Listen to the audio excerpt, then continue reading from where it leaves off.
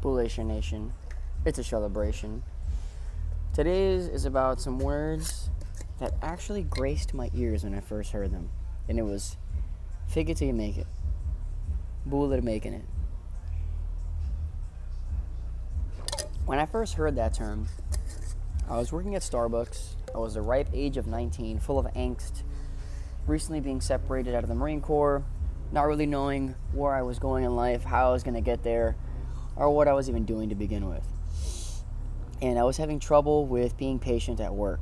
I worked the morning shift through the heftiest rush of the area. I worked on the ovens, which is just heating up pastries, which you wouldn't think is really busy, but in the mornings when everybody and their mom wants cake pops and breakfast sandwiches, it gets pretty hectic. But ultimately, I would kind of rely on the team to communicate with them with like things that annoyed me. And one of the shifts said, "Hey man, just fake it till you make it." And I didn't realize how honest you would start being when you emulated something.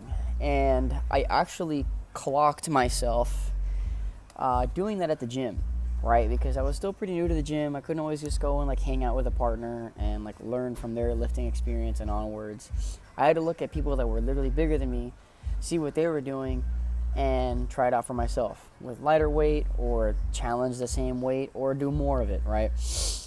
And I didn't understand that I already kind of had like that taskmaster ability of being able to imitate anything perfectly.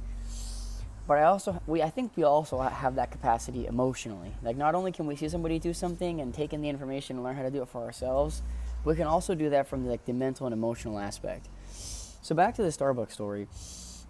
She told me to fake being patient. And in my mind, I immediately knew what to do. I was like, all right, just be quiet. Patient people don't get irritated, so I'm just going to like not let myself show that I'm irritated. And ultimately, what faking patience did was actually teach me patience in that high stress scenario, like that high, an environment filled with irritation, right? Because it's one thing to be in a high stress situation, and then there's another thing to just be like in a situation, in an environment that's just polluted with stressors, like people complaining all the time, noises everywhere. One spot of the shop is hot, the other part of the shop is cold, and you're like sticky everywhere, like just high irritant. It's not high stress because nobody's life is in danger, but it's high irritant. And I deployed patience in that high irritation environment, which I knew kind of how to because of the military, but in the military, everybody just kind of shuts up. Nobody's really complaining, right? We're all just kind of hiking. We're all in pain together. No big deal.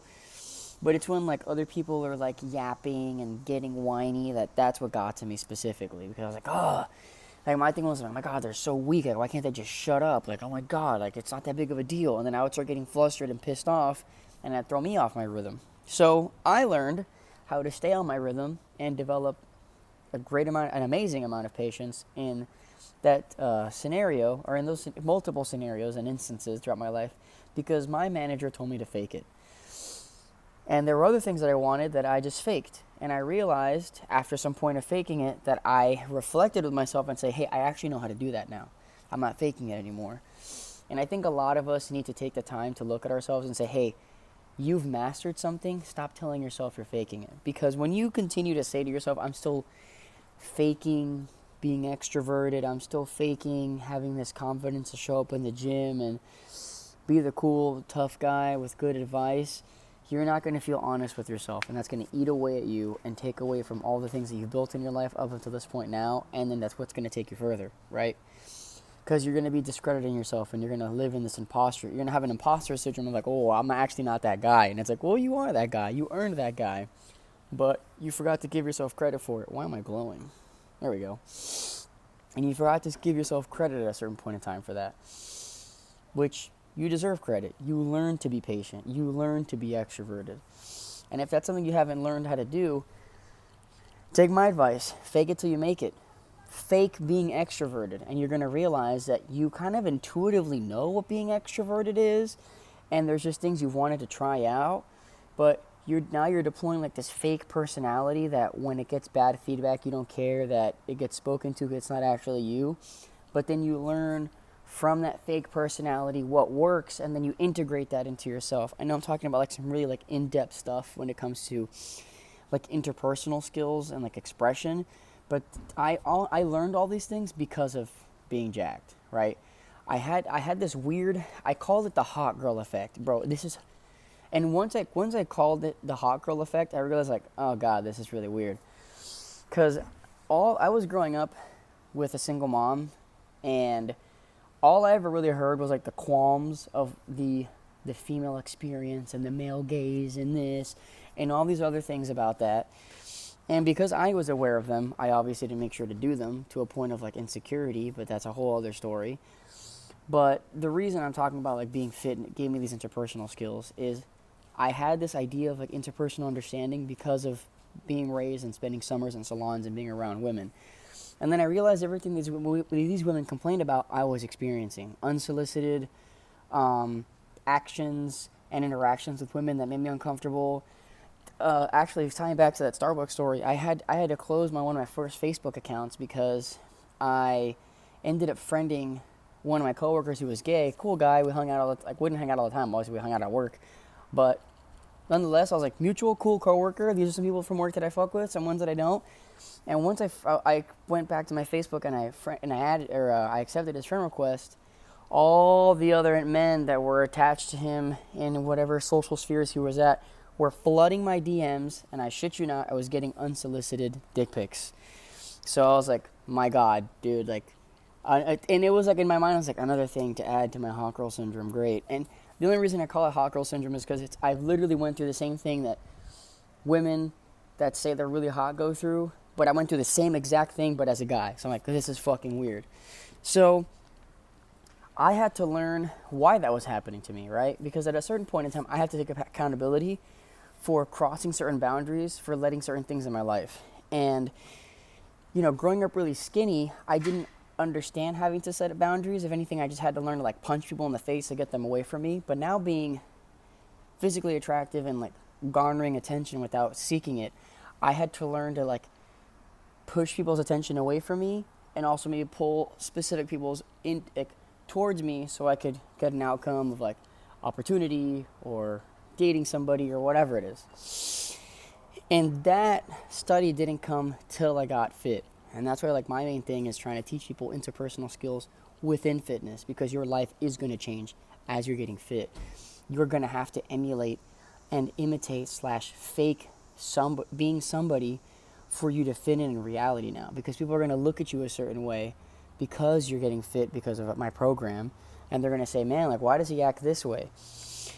And the thing is you may not fully integrate or realize your confidence within that, or you go too far and you overstep and you hurt some people emotionally. So the whole goal is to just integrate yourself, fake it, make it, and have a nice fit lifestyle. That's the whole, like, my whole thing, the whole spiel is just like, I was faking a sense of patience, and then I learned to fake a sense of confidence. And I realized that I intuitively knew what these things were. I was just too scared to do them and have my own authentic self be on the chopping block for those things when it came to criticism. But once I learned that people's criticism doesn't fucking matter and that shit doesn't make sense, I never had to fake anything anymore. And I can abrasively be myself. And I would want you guys to do that for yourselves as well.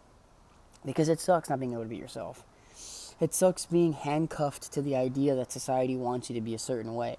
And there is an advantage to being a way that, like, being able to look at people, know the kind of image and personality they have in their mind of you, and acting within that. There is an edge there, okay? I'm not going to lie. I know some of you guys understand that, and that's why you keep coming here to watch me, because we both know that you have very tuned interpersonal skill radar lock-ins, and you exist within the paradigms people set over you, and it helps smoothen out social interactions. But you're also here because you're tired of being in that paradigm and you want to escape and finally be yourself. Right? I know you, I see you, and now I'm trying to help you escape the box you might have put yourself in, inadvertently, to make your life easier. But on the long game, you made your life harder that way.